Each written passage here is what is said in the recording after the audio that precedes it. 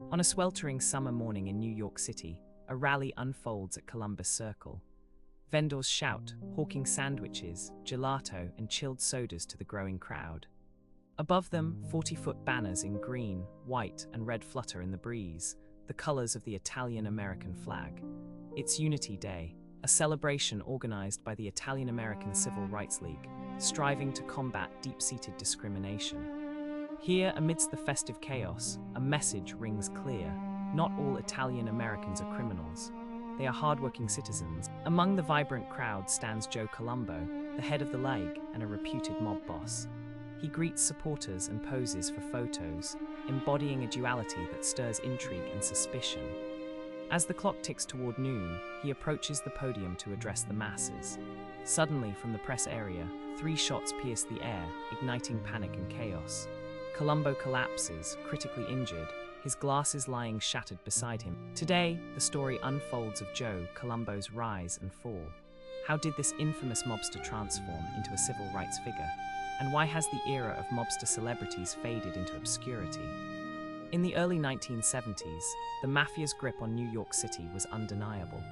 Organized crime thrived, influencing education, construction, and refuse industries, lurking behind every corner. Selwyn Robb, a seasoned reporter for the New York Times, provides insight.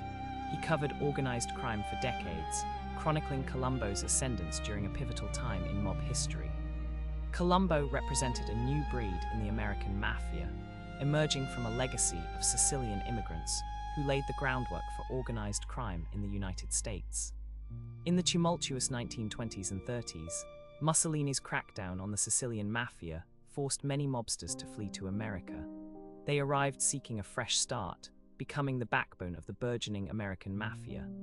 Yet, most immigrants were ordinary people striving for better lives, unaware that their struggles would birth enduring stereotypes. With discrimination rampant, Italian immigrants faced brutal realities.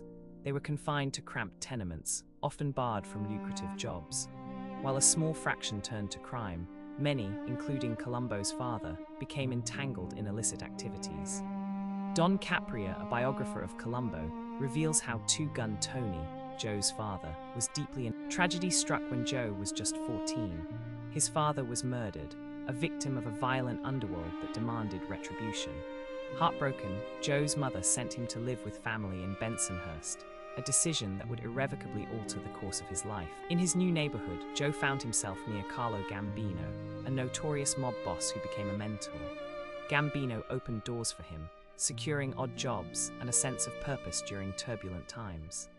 But as World War II erupted, Italian Americans faced a new wave of discrimination, caught in the crossfire of a nation at war against their ancestral homeland. The FBI's heavy hand intruded into their lives, subjecting many to curfews and property seizures. Some were even interned. Young soldiers like Joe Colombo witnessed their loved ones endure this prejudice, stoking a simmering disdain for authority that would shape his future. After the war, Joe married his longtime love, Jojo, and moved to upstate New York, but the allure of organized crime proved too powerful.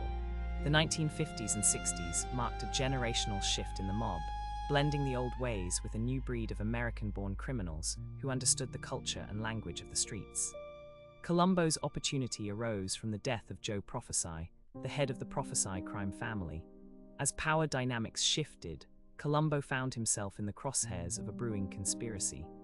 Joe Magliocca, the new family head, plotted with Joe Bonanno to eliminate their rivals, blind to the storm brewing beneath. Magliocca identified Colombo as the perfect hitman for the task, but Colombo, loyal to his mentor Gambino, defied the order.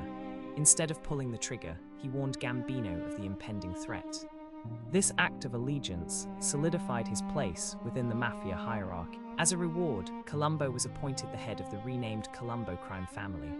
Suddenly, at 42, he emerged from the shadows, leading one of the most powerful organized crime factions in America. Yet publicly, Colombo maintained a facade of normalcy. His family believed he was simply involved in real estate. The 1960s marked the golden age of the Mafia, a time when their influence seeped into the fabric of New York City. Robb, the journalist, witnessed their pervasive presence firsthand. The mob operated like a shadow government, making money through unions and illegal enterprises, threading themselves into the... While killings were a part of their world, most mob bosses, like Colombo, remained in the background, orchestrating operations without ever getting their hands dirty. They provided services that, for many, filled voids left by traditional financial systems. A loan from a loan shark was often the only option for struggling businesses. As the story of Joe Colombo unfolds, it becomes clear that his life intertwines with both the glamour and the grime of the American Mafia, a reflection of a complex era that shaped a